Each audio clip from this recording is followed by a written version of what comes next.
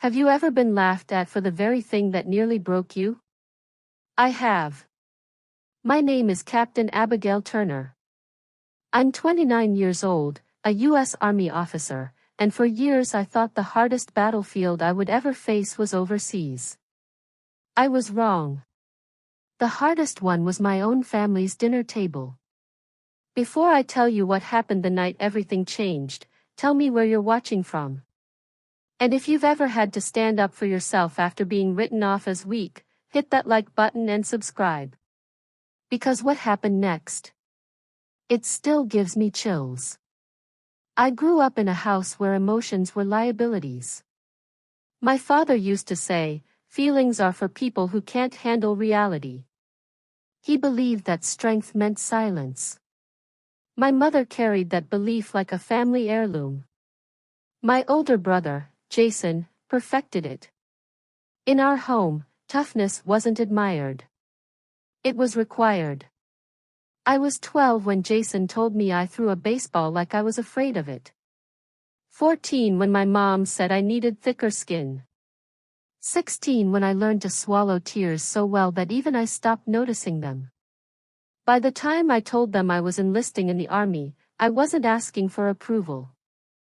I was announcing a fact. My mother stared at me over her coffee mug and asked if I was sure I could handle it. Jason laughed and said, "Maybe they'll finally toughen you up." That was the closest thing to encouragement I got. I enlisted anyway. Not just to serve. Not just for structure. I needed to prove something. Maybe to them. Maybe to myself. Basic training nearly broke me physically, but mentally? I thrived. The discipline felt clean. Honest. There were standards. Clear expectations. You either met them or you didn't. No sarcasm. No eye rolls. Just effort and results. I rose quickly. Commissioned. Promoted. By 26, I was leading soldiers into places most people only see on the news. My third deployment changed everything. We were assigned route clearance in a volatile region where every step could mean death. IEDs were buried like seeds. Mortars came without warning. One afternoon, intelligence assured us a stretch of road was low risk. It wasn't. The ground shook. A blast 20 yards from our convoy. Dust swallowed the sky. Then mortars began raining down from the eastern ridge. Chaos doesn't feel dramatic in the moment. It feels loud. Disorienting. I saw 2 of my soldiers down inside an uncleared minefield. One was conscious and screaming. The other wasn't moving. I didn't think. I moved. I dragged the first one out under incoming fire. Went back for the second. Every step could have detonated another explosive. I remember thinking, this is it. This is how I die. But I kept going. We all made it out. Both soldiers survived. The army recommended me for commendation. I shrugged it off. I didn't feel like a hero. I felt lucky. And tired. When I came home, the medals didn't follow me into the dark. The nightmares did. Loud noises made my pulse spike. I scanned rooms automatically, mapped exits, calculated threats. Sleep came in fragments. The VA diagnosed PTSD. I started therapy. It helped, but healing isn't linear. 3 days after I returned home, I went to dinner at my mother's house. Pot roast. Same table I'd sat at my entire childhood. A car backfired outside. My fork hit the plate. My body reacted before my brain did. Jason laughed. Still jumpy, huh? I forced a smile. Reflex. You've been home 3 days, he said. Might want to work on that. My mother sighed softly. You'll adjust. I wanted to explain that trauma rewires your nervous system. That hypervigilance isn't a choice. But I didn't. Because in our family, explaining pain sounded like complaining. Weeks passed. I kept going to therapy. I sent money home when my mom's roof needed repairs. Showed up for birthdays. Holidays. I tried to be the dependable daughter. The soldier. The strong one. But the jokes didn't stop. Still doing the therapy thing? Jason asked one afternoon. Yeah. How long does that take? Isn't PTSD supposed to fade? Fade. Like bruises. Like a cold. Thanksgiving was worse. My uncle asked if I was over it yet. My cousin avoided eye contact. Jason smirked across the table. You still having those dramatic dreams? My chest tightened. My mother added lightly, she's working on it. Working on it. As if trauma were a hobby I hadn't mastered. I began declining invitations. I moved into my own apartment across town. A fellow veteran, Marcus Delgado, helped me carry boxes up the stairs. He'd lost part of his hearing to an explosion and understood silence better than most. You don't owe anyone access to you, he said. I didn't know how to respond to that. Because I'd spent my entire life believing I did. Then came the dinner that changed everything. My mom invited extended family. Keep it casual, she said. It wasn't. Halfway through the meal, Jason leaned back in his chair and said, So, Abby. Still seeing that therapist? I set down my fork. Yes. 2 years now. About that. He let out a low whistle. That's a long time to still be stuck on something that happened years ago. The table went silent. I felt heat crawl up my neck. It's not being stuck, I said evenly. It's recovery. He grinned. Sounds like an excuse. My mother laughed. Not kindly. Not awkwardly. Just laughed. She can't handle real life, she said. She never could. A few relatives chuckled. Someone shifted uncomfortably. I heard my pulse in my ears. Jason took a sip of beer. Still jumping at fireworks? Still sleeping with the lights on? That's pathetic, Abby. Pathetic. I stood up slowly. My chair scraped loudly against hardwood. Don't be dramatic, my mother said. We're joking. I looked at her. Really looked. There was no cruelty in her expression. Just dismissal.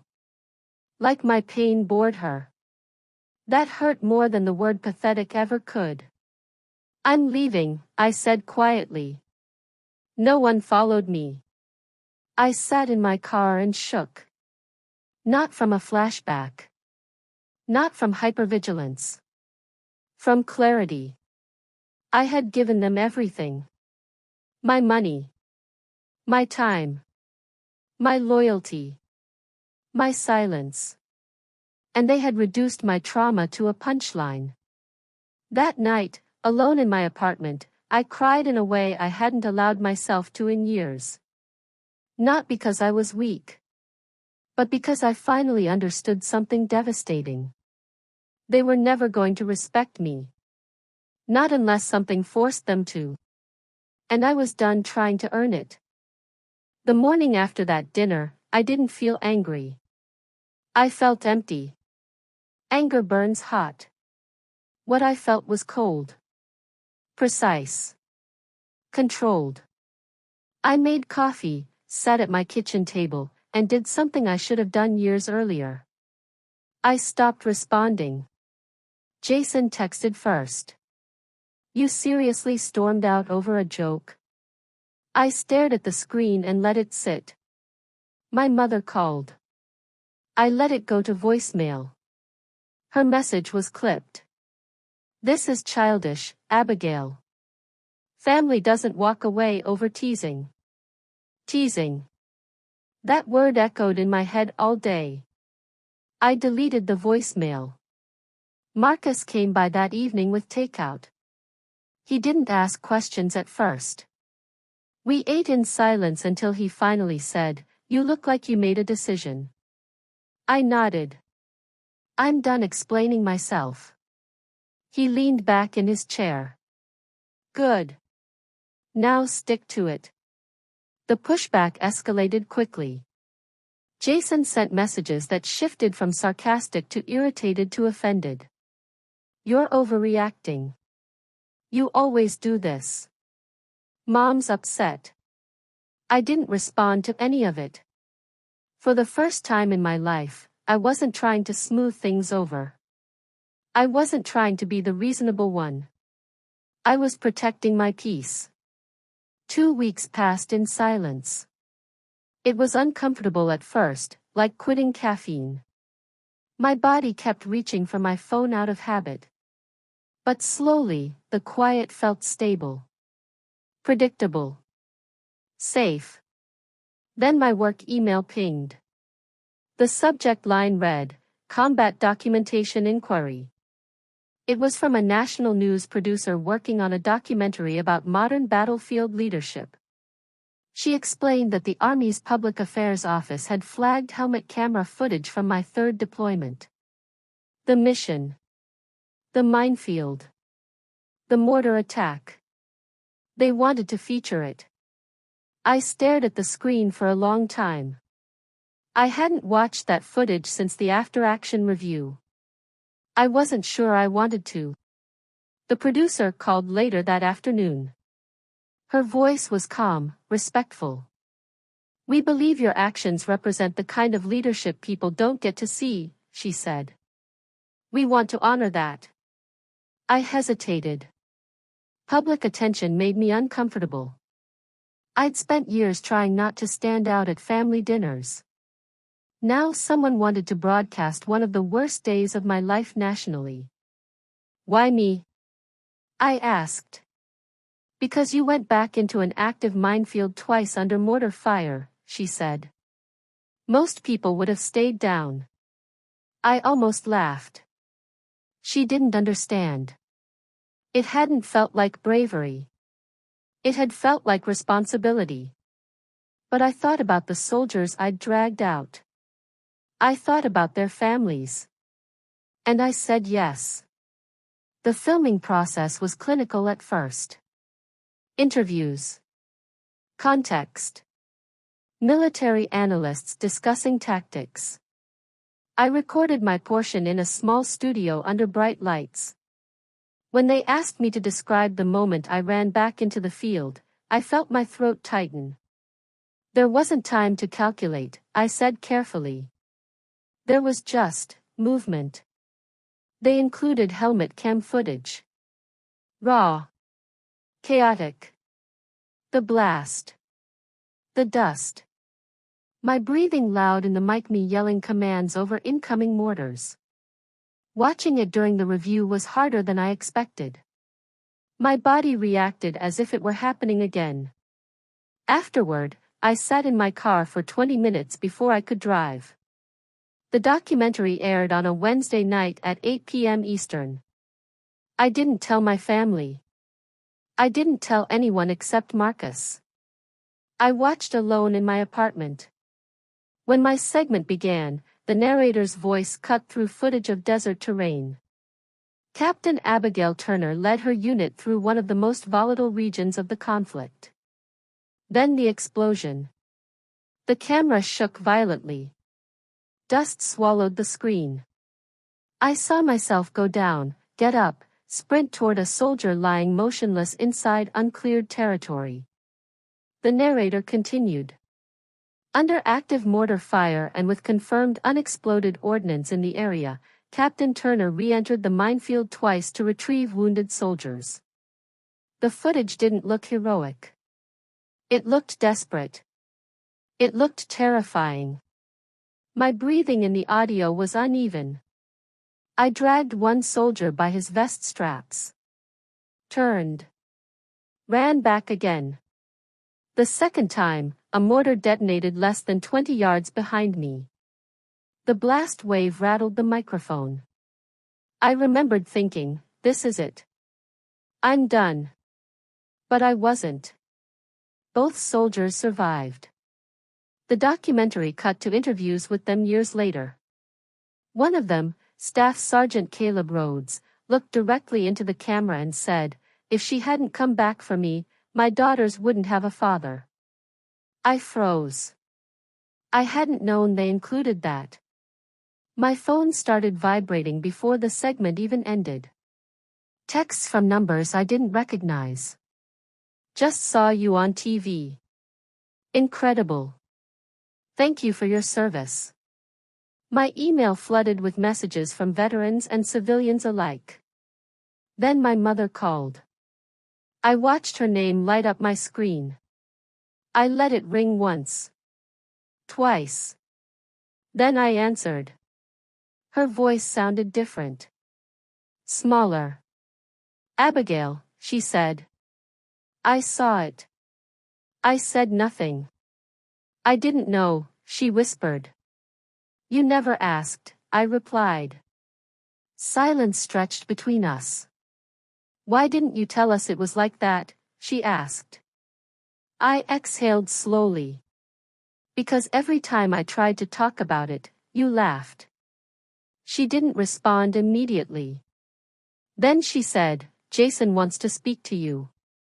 "I'm not ready," I said, and I hung up. My phone buzzed again almost instantly. "Jason, call me." Another text, I didn't realize. Then, "Abby, I'm sorry." I turned my phone face down and let the room go quiet. For years, I had tried to convince them my trauma was real. It took a nationally televised documentary for them to believe me. That realization didn't feel satisfying. It felt heavy. The next morning, the story gained traction online. Clips circulated on social media. Military pages shared it. Comments flooded in. Some called me a hero. Others debated the psychology of combat leadership. A few veterans messaged privately to say, "Thank you for saying PTSD doesn't make you weak." That mattered more than anything.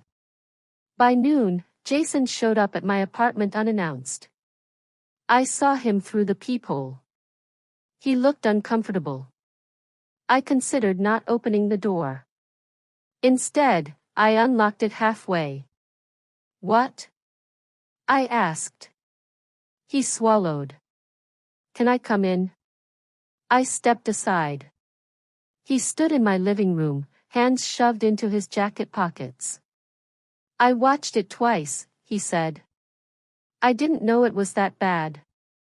"You didn't want to know," I corrected. He flinched. "That's not fair." I met his eyes. "It is." He rubbed his forehead. I thought you were exaggerating. I thought you were just being dramatic." The word hung in the air. Dramatic. Another family favorite. "You called me pathetic," I said quietly. He nodded. "Yeah. I did." He looked at the floor. I was wrong. The apology sounded sincere. But apologies don't erase patterns. "Why are you here?" I asked. "Because I saw you almost die on that screen," he said, his voice cracking. "And I realized we'd been treating you like a joke." I didn't soften. "You have." He nodded slowly. "I'm sorry, Abby. I really am." I let silence settle between us. "Sorry doesn't fix it," I said. "I know. If you're going to be in my life, it's going to be different." No more jokes about therapy. No more minimizing what I've been through. No more laughing at reflexes you've never had to develop. He looked up. Okay. And if that boundary isn't respected, I walk away. Permanently. He swallowed. I understand. I wasn't sure he did. But for the first time, I wasn't negotiating my dignity. After he left, my mother called again. This time, I answered. We were wrong, she said immediately. No defensiveness. No excuses. Just that. I leaned back against my couch. Yes. You were. Her voice trembled. I thought making you tough meant not indulging weakness. PTSD isn't weakness, I said evenly. I know that now. I closed my eyes. It shouldn't have taken a documentary. You're right. That acknowledgement hit harder than the apology. She wasn't arguing. She wasn't deflecting. I need space, I said. You'll get it, she replied. When the call ended, I sat in silence. The documentary had shifted the power dynamic overnight. The same family who had mocked my trauma now spoke carefully, almost cautiously. But this wasn't about revenge. It wasn't about proving them wrong. It was about something deeper. For the first time in my life, I wasn't trying to earn respect. I was requiring it. And that changed everything. The weeks after the documentary aired felt surreal.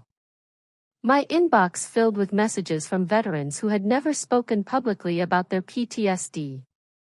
Mothers wrote to me about sons who couldn't sleep.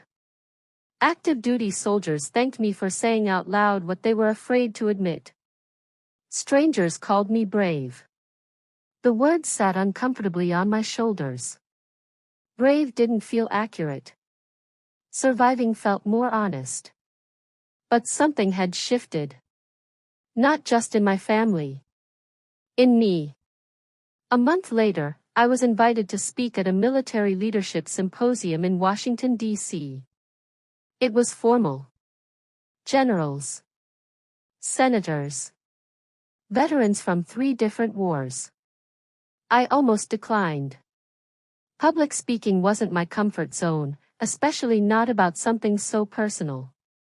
But Marcus looked at me across my kitchen table and said, "You don't get to shrink just because it makes other people comfortable." So I went. I stood backstage in my dress uniform, listening to applause ripple through the auditorium as the speaker before me finished. My hands trembled slightly, but my breathing was steady. When they called my name, I walked onto the stage and into the lights. I looked out at hundreds of faces and thought about that dinner table. About being called pathetic. About swallowing words for years. And then I began. I didn't think I was brave in that minefield, I said. I thought I was responsible. The room went still. I spoke about leadership under fire, about the split-second decisions that define survival. But then I shifted. Coming home, I continued, was harder than going to war. A few heads nodded. Because war trains you for danger. It doesn't train you for dismissal. I told them about PTSD. About how it isn't weakness but adaptation. How hypervigilance is the brain doing exactly what it was trained to do. How shame compounds trauma more than memory ever could. The hardest thing I faced wasn't mortar fire, I said quietly. It was being laughed at for the scars that mortar left behind. There was no laughter in that auditorium. Only silence. Respectful and heavy. When I finished, the applause wasn't explosive. It was sustained. Steady. People stood. Not because of the footage. Not because of medals. Because they understood. After the event, veterans approached me one by one. An older Marine with silver hair and shaking hands said, 40 years ago, we didn't talk about this. Thank you for doing what we couldn't. That meant more than any recognition. 2 weeks later, a letter arrived at my office. Department of Defense seal. Official notification. I had been selected to receive the Soldier's Medal for heroism not involving direct enemy engagement. The ceremony would take place at the Pentagon. I stared at the letter for a long time. Recognition had never been my goal. But this wasn't just about me. It was about the soldiers who survived. About leadership under impossible circumstances. I called my mother that evening. There's a ceremony, I said. They're awarding the Soldier's Medal. She inhaled sharply. Oh, Abigail. I could hear tears in her voice. Can we come? I paused for half a second. Yes. The day of the ceremony, I stood in the Pentagon among other service members being honored. Some had run into burning buildings. Others had pulled civilians from wreckage. The citations were read aloud one by one. When my name was called, I walked forward with measured steps. The general pinned the medal to my uniform. Your actions saved lives and represent the highest traditions of the United States Army, he said. I held his gaze. Thank you, sir.